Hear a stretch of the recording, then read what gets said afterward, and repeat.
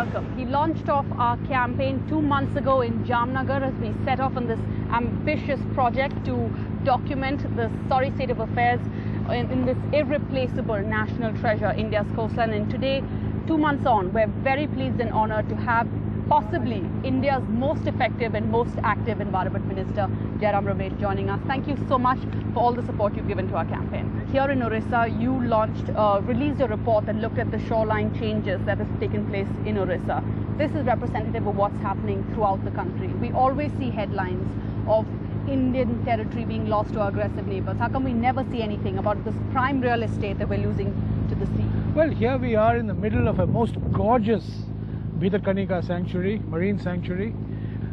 And this, by the way, is in part of a region which is showing high accretion, not high erosion. So it's not all bad news as you're making it out to be. Unfortunately, what you're seeing is a concentrated development push in a few parts of the coast which are already highly eroded. For example, part of the POSCO captive port was coming in a high erosion zone. A very important private port in Gujarat is in a high erosion zone. So we have to be a little careful.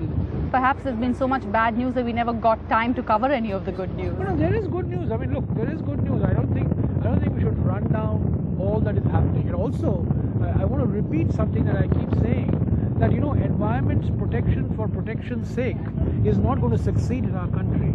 We have severe demographic pressure. We have 1.2 billion people. We are going to be 1.7 billion by the year 2050. We're going to add 500 million people in the next 40 years at least. And we have a development imperative. We have to grow. We need more power plants. We need more factories, But all the more reason to have planned development. What we've seen throughout the coast. Take Bhitarkanika as an example. The local community whom we met before coming here wants the size of the sanctuary to reduce because they don't see any benefits to them. I think what we need is conservation as if people matter. It's not conservation as if conservationists matter, but conservation as if people matter. And if all the benefits that we ascribe to this ecosystem flows to the local community, then I think their stake in protecting the Bhitarkanika type of a mangrove ecosystem will increase. The one good thing that we have seen is that we've met a whole bunch of incredible young Indians who are all working to protect our coastline. And in the course of our reporting, they raised some pertinent questions which they would like to put across to you today. Our first young Indian comes from Orissa, and I suspect I know what his question's about. The big glaring problem that Orissa faces is of the indiscriminate development of ports along its coastline. Madhu Smith, go ahead, let's hear what your question is. It is widely believed in this part of the world that after Paradip port came up in the 60s, there have been a lot of impact on the northern part of the area, that is mostly in Kendrapada district, which have also been corroborated by different scientific research studies. And now another 10 to 12 ports are coming up in a stretch of roughly 400 kilometers of coastline. My question to Mr. Jairam Ramesh would be, sir, what is the rationale behind this attempt of having so many ports in a very small area?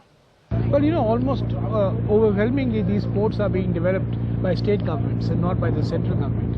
As far as the Ministry of Environment and Forests are concerned, we imposed a moratorium on the development of ports a year and a half ago till we completed a comprehensive environmental assessment study on the cumulative effect of creating so many ports along a limited zone, and till we get the results of this shoreline line assessment, which we have now released today for Orissa. And we have made some provisions to ensure that the ports don't get built in high erosion areas, that corrective measures get taken by ports that are already located in high erosion or medium erosion areas. So the problem is not so much insofar as the new ports are concerned, which we can control, but the problem really is on existing ports like Paradip. And there we are being very strict in imposing a whole set of conditions to ensure that they don't exacerbate the high erosion that we are already seeing. NDTV's cricket app, Android and iPhone, fastest scorecard, special analysis, and much more. Download free. NDTV.com/apps.